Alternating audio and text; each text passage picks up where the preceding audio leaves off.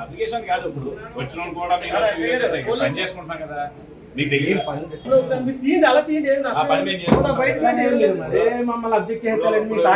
మూడోసారి నాలుగోసారి ఎవరో వస్తున్నారో అది కూడా మీరు వస్తున్నారు.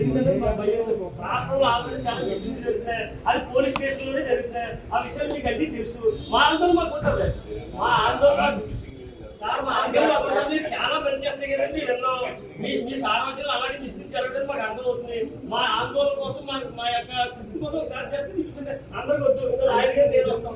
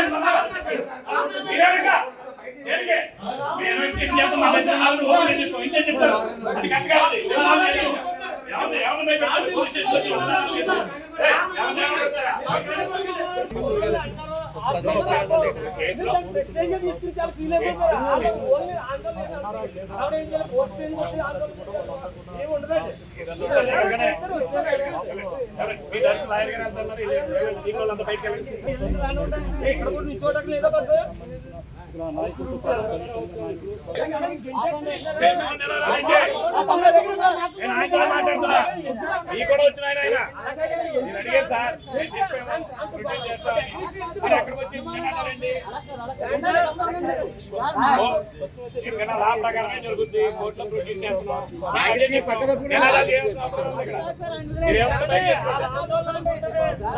స్టేషన్ లో కాదండి, లోపల కాదండి, స్టేషన్ లోపల బయటికి వెళ్ళి చేసుకోండి. తప్పేం లేదు, బయటికి వెళ్ళి చేసుకోండి. మీరు ఆందోళన చేసుకుంటే బయట చేసుకోండి. ఇప్పుడు మీ లాయర్ గారి సమక్షంలో అడిగారు, నేను సమాధానం చెప్పాను. ఇప్పుడు ఆయన ఎక్కడికి వచ్చి నినాదాలు చేస్తారంటే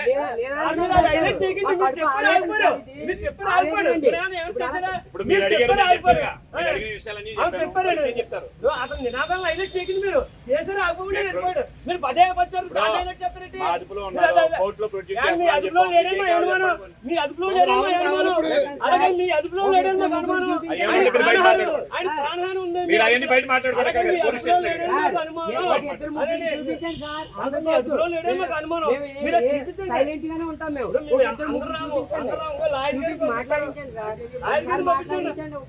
మాట్లాడి చక్రంలో చూపించండి చాలు. ఉన్నారని ఒక తృప్తి. మేమే ఆంధ్రప్రదేశ్ అంతా చెప్తాం. మా రావణ ఉన్నాడు ఒకసారి చూపించండి.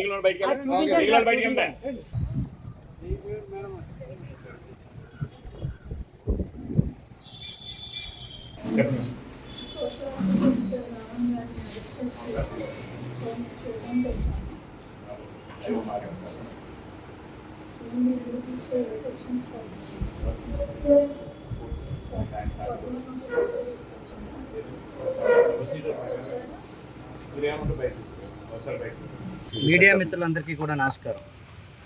ఈరోజు పిఠాపురం నియోజకవర్గంలో టౌన్ పోలీస్ స్టేషన్లో నేను ఉండడం జరిగింది. మొన్న 28వ తారీఖున జై భీమ్రావ్ భారత్ పార్టీ ఆధ్వర్యంలో జడా శ్రావణ్ కుమార్ అధ్యక్షతన ఏలూరులో దళిత క్రైస్తవ సమర శంఖారామం అనే కార్యక్రమం, ఒక బహిరంగ కార్యక్రమం ఏర్పాటు చేయడం జరిగింది. ఈ కార్యక్రమానికి జోసెఫ్ ఎవరైతే ఉన్నారో ఆయన ప్రశ్న టీవీ రావణ్ అంటారు. ఆయన జోసెఫ్ ఎవరైతే ఉన్నారో ఆయన కూడా మా కార్యక్రమానికి రావడం జరిగింది. ఆ కార్యక్రమానికి వచ్చి రావణ్ గారు మాట్లాడారు. ముఖ్యమంత్రి, ఉప ముఖ్యమంత్రి లేదా ఏదైతే రాష్ట్రంలో జరుగుతున్న దాడుల మీద మాట్లాడారని చెప్పి ఆయన్ని ఈరోజు చాలా దారుణంగా హైదరాబాద్ రాత్రి వెళ్ళి మన ఏపీ పోలీసులు పిఠాపురం పోలీస్ స్టేషన్ తీసుకురావడం జరిగింది. దీన్ని మేము తీవ్రంగా ఖండిస్తూ ఉన్నాం. మాకు ఇన్ఫర్మేషన్ వచ్చిన వెంటనే పోలీస్ స్టేషన్కి రావడం, ఇక్కడ ఎవరైతే హౌస్ ఆఫీసర్ ఉన్నారో ఎస్ఐ గారు తనతో మాట్లాడినా సరే ఇప్పటికొచ్చి మాకు ఎఫ్ఐఆర్ కాపీ కూడా ఇవ్వలేదు. అంటే ప్రశ్న రావణ్ ఉన్నాడా లేదా మరొక సాయి కృష్ణ కేసులాగా ఇది కూడా ఏదైనా చేయడానికి ప్రయత్నం చేస్తూ ఉన్నారా అని మా పార్టీ అనుమానిస్తూ ఉంది. నేను ఇక్కడ పిఠాపురం నుండి ఎమ్మెల్యేగా పోటీ చేసిన వ్యక్తికే వీళ్ళు ఒక ఇన్ఫర్మేషన్ ఇవ్వకుండా, ఒక ఎఫ్ఐఆర్ కాపీ కూడా ఇవ్వకుండా ఈ విధంగా చాలా లేట్ చేస్తూ ఉన్నారు అంటే అసలు రావణ్ ఇక్కడ ఉన్నాడా? ఉంటే చూపించాలి. నేను ఒక అడ్వకేట్గా కూడా వచ్చాను ఇక్కడికి.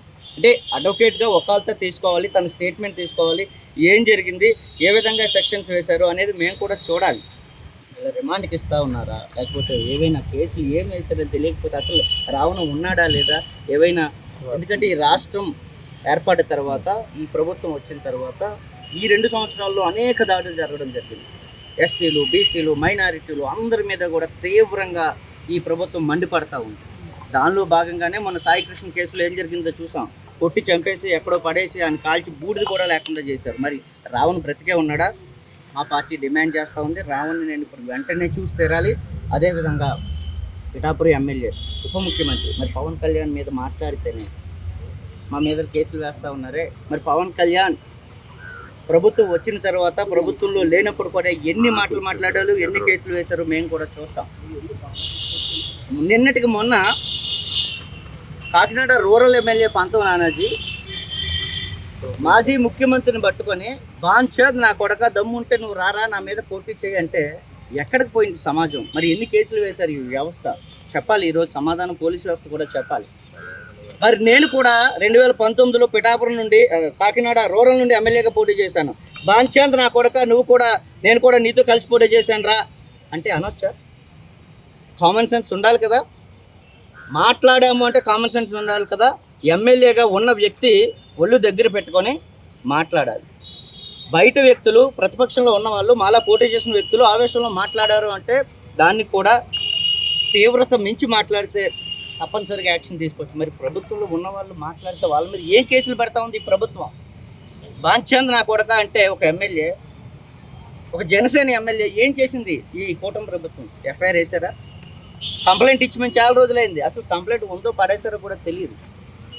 2 రోజుల క్రితం ఒక సభను ఉద్దేశించి మాట్లాడితే రాత్రికి రాత్రి రావణ్ని ఎత్తుకొని వచ్చారు అంటే మరి ఏమైపోతుంది రాష్ట్ర ప్రభుత్వం? అంటే ప్రశ్నించడానికి ఇంకా ఎవరు రారేనా ముందుకి?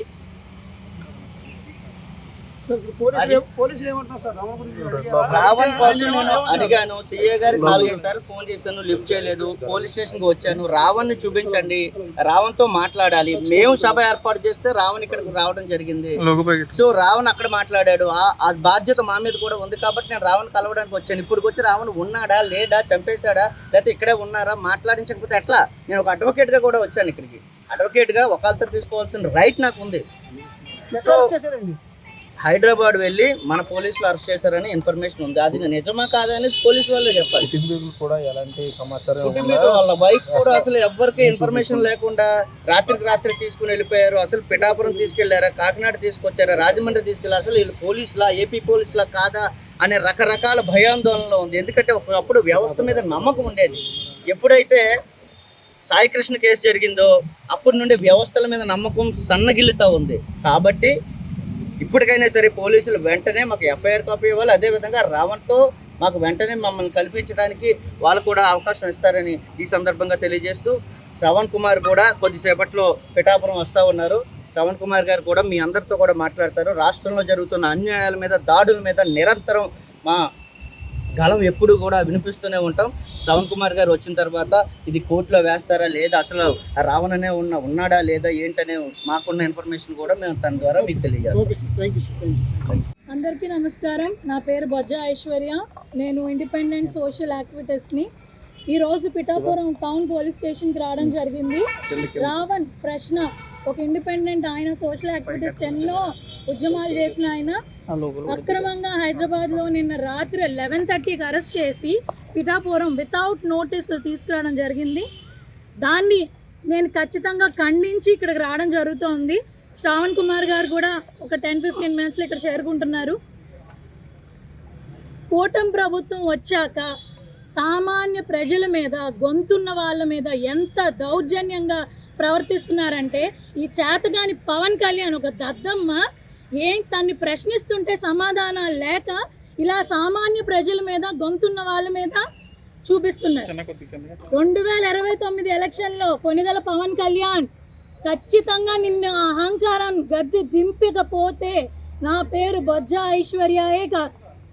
నువ్వు కాకినాడ వస్తే హౌస్ అరెస్టులు చేస్తావు, నన్ను RRR గాడు వస్తే చేస్తావు. ఏం జరుగుతుంది రాష్ట్రంలో? నీ అబ్బ సొబ్బ ఏమన్నా అనుకున్నావా ఏంటి? ఇక్కడ ఎక్కడో హైదరాబాద్లో నుంచి వచ్చినోడు నువ్వే అక్కడ ఉంటే లోకల్ ఇక్కడ మేము. నీకు స్క్రిప్టులు రాయాలేమో, మాకు స్క్రిప్ట్ అక్కర్లే. ఉద్యమాలు చేసి వచ్చిన వాళ్ళం. నేను కడుపులో ఉన్నప్పటి నుంచి మా అమ్మ నాన్న ఉద్యమాలు చేసిన వాళ్ళు. 10 తరాల ముందు నుంచి మేము ఇదే కుటుంబాల్లో ఉన్నాం. నువ్వెంత? ఆఫ్టర్ ఆల్ నువ్వెంత? ఏ సెక్షన్లు పెట్టారని ఇలా 41 నోటీసులు ఇవ్వకుండా తీసుకొచ్చి లోపడేశారు. కనీసం చూడడానికి కూడా సిఐ గారు, ఎస్ఐ గారు ఎవరు కూడా అలౌ చేయట్లేదు. కానిస్టేబుల్ వచ్చారన్న విషయం, అరెస్ట్ చేసిన విషయం కూడా మాకు రాత్రి తెలియనివ్వలేదు. అప్పటి వరకు లైవ్లో మేము అందరం కలిసే మాట్లాడుకుంటున్నాం. ఏంటి ఇలాగ అయిపోతుంది, సామాన్య ప్రజలకి ఏంటి ఇది అన్నట్టుగానే మేము వ్యవహరిస్తూ ఇలాగా ఏం చేస్తే బాగుంటుంది అని ముందుకు అడుగులేస్తుంటే నీకు అంత కారిపోతుందా? అరెస్టులు చేస్తున్నావు. ఎన్ని నోటీసులు ఇచ్చావు? నాకు 11 కేసులు పెట్టావు. ఏం పీకుతావయ్యా నువ్వు? నాకు అర్థం కాదు. ఏంటి చట్టాలు ఏమన్నా నీ చుట్టమా ఏంటి? ఈ రోజు మొదలుకొని ప్రతి సామాన్యుడికి మేము అండగా ఉంటామని చెప్తున్నాను. నువ్వు ఏం పీక్కున్నా నువ్వు మా ఎంట్రుకు కూడా పీకలేవు. నీ దమ్ము ధైర్యం ఏంటో చూపించు. దమ్ము అంటే ఫిజికల్ ఇంటమసీ అనుకుంటారేమో, చెత్తన కొడకల్లారా. ఫిజికల్ ఇంటమసీ కాదు, నీ ధైర్యం, నీ దమ్ము చూపించండి.